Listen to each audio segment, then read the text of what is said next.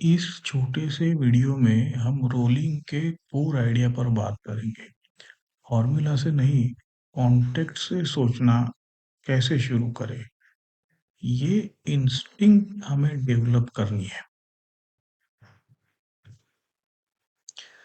सबसे पहले एक रीसेट करते हैं, मेंटल रीसेट।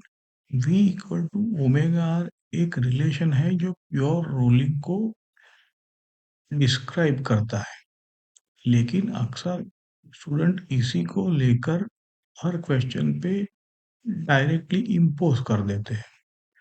रोलिंग के टफ प्रॉब्लम्स इस इक्वेशन से सॉल्व नहीं होते, ये सिर्फ कॉम्पिटिबिलिटी कंडीशन बताती है।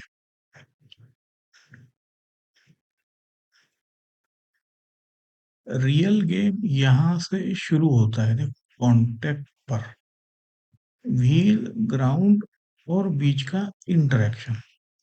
हर क्वेश्चन में सबसे पहले सोचना है कॉन्टेक्ट पर क्या हो रहा है, कौन किसके रिलेटिव स्लाइड कर रहा है।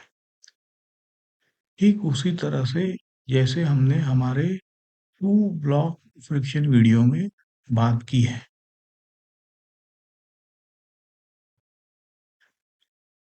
देखो, वहां पर भी हमने रूट क्वेश्चन पे डिस्कस किया था, तो यहाँ पर भी कोर सवाल देख लेते हैं कि वो कोर सवाल इतना ही है कि कॉन्टेक्ट पॉइंट सरफेस के रिलेटिव कैसे मूव कर रहा है। बस, अगर ये पिक्चर क्लियर हो जाए आपको, तो फ्रिक्शन का डायरेक्शन, स्लिपिंग या रोलिंग सब ऑटोमेटिकली क्लियर हो जाता है। कॉन्टेक्ट की मोशन को हमेशा दो पार्ट्स में सोचो। पहला है सेंटर ऑफ मास का ट्रांसलेशन। पूरा व्हील आगे जा रहा है, VCM। दूसरा है रोटेशन का इफेक्ट। सिर्फ घूमने से कांटेक्ट पॉइंट, मतलब ग्राउंड के रिलेटिव जो वेलोसिटी है, वो ओमेगा आर कह देते। इन दोनों का वेक्टर सम ही कांटेक्ट का एक्चुअल मोशन देता है। ये आपको क्लैरिटी है। अब यहीं से डिसाइड होगा ये स्लीप हो रहा है या रोल हो रहा है, और प्योर रोल कैसे। देखो, जब कांटेक्ट पर रिलेटिव मोशन है, मतलब स्लीप हो रहा है, तो फ्रिक्शन आता है जो हमेशा रिलेटिव मोशन को अपोज करेगा। इस प्रोसेस में अब आपका v भी बदलता है और ओमेगा भी। ये याद रखो। टाइम के साथ साथ हो सकता है एक मोमेंट ऐसा आए जहाँ दोनों कॉम्पिटिबल हो जाते हैं और वहां प्योर रोलिंग इमर्ज होती है।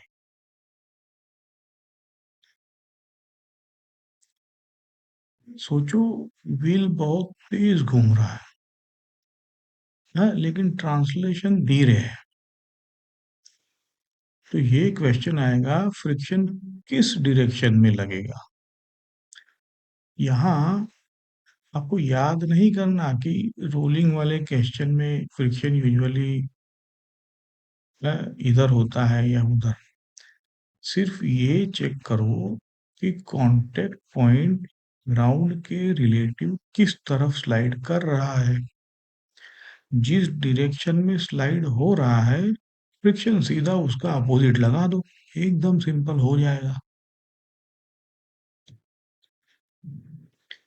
जब ट्रांसलेशन और रोटेशन ऐसे सेट हो जाते हैं कि कांटेक्ट पॉइंट ग्राउंड के रिस्पेक्ट में रीसेट, मतलब जीरो वेलोसिटी हो जाए ना, मतलब आप उसको इंस्टेंटेनियस रेस्ट पे आ जाएगा वो, तब आप लिखोगे v इक्वल टू ओमेगा। यहाँ पर ना आगे स्लाइड करेगा ना पीछे, समझे? ये प्योर रोलिंग है, ये कॉम्पिटिबिलिटी अचीव हो चुकी है, ना कि इम्पोज की है ना। यही इंपॉर्टेंट बात है कि ये कंडीशन डायनेमिक्स का रिजल्ट है और ये उभर के आती है ना। जैसे ही मैंने कहा, ये ऊपर से हम हम इसको ऊपर से फोर्स नहीं करते हैं, पहले से ही v equal to omega R, है ना, ये ऐसे आता है।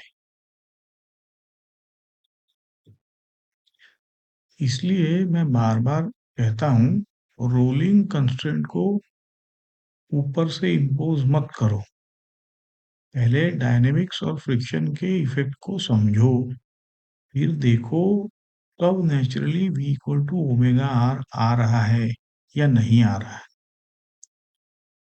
ये समझ में आया तो रोलिंग के काफी वियर्ड लगने वाले क्वेश्चन सिंपल हो जाएंगे। अब एग्जाम के पॉइंट ऑफ व्यू से छोटा सा आपको एक वर्कफ्लो जैसा, देखो आप क्या करोगे। सबसे पहले कांटेक्ट मोशन विजुलाइज करो, बॉटम पॉइंट का क्या हाल है, वो क्या कर रहा है, उस बेसिस पर फ्रिक्शन का डायरेक्शन डिसाइड हो जाएगा आपका। फिर सोचो यहाँ कौन सा प्रिंसिपल लगेगा क्लीन, मतलब energy, linear momentum, angular momentum, हाँ, या डायरेक्टली आप F equal to m a या tau equal to I alpha, है ना। वो आपको जैसे ही फ्रिक्शन क्लियर हो जाएगा, आपको ये सब अपने आप फिर फाइनली उन्हीं के अकॉर्डिंग में आप ये इक्वेशन कपल कर सकते हो। तो यही चार स्टेप ऑलमोस्ट हर रोलिंग प्रॉब्लम में आपको काम आएंगे।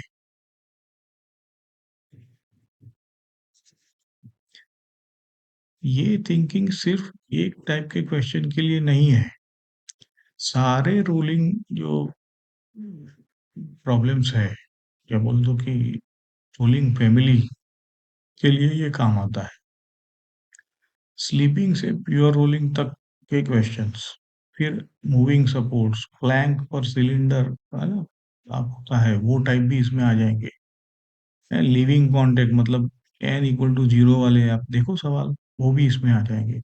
कोलिजन जहाँ स्पिन और इम्पल्स मिक्स होते हैं, वो भी इसी से आपके सॉल्व हो जाएंगे। एक ही रूट आइडिया है, कॉन्टेक्ट मोशन से सोचना और उसको अलग अलग कंटेक्स्ट में आप अप्लाई करो।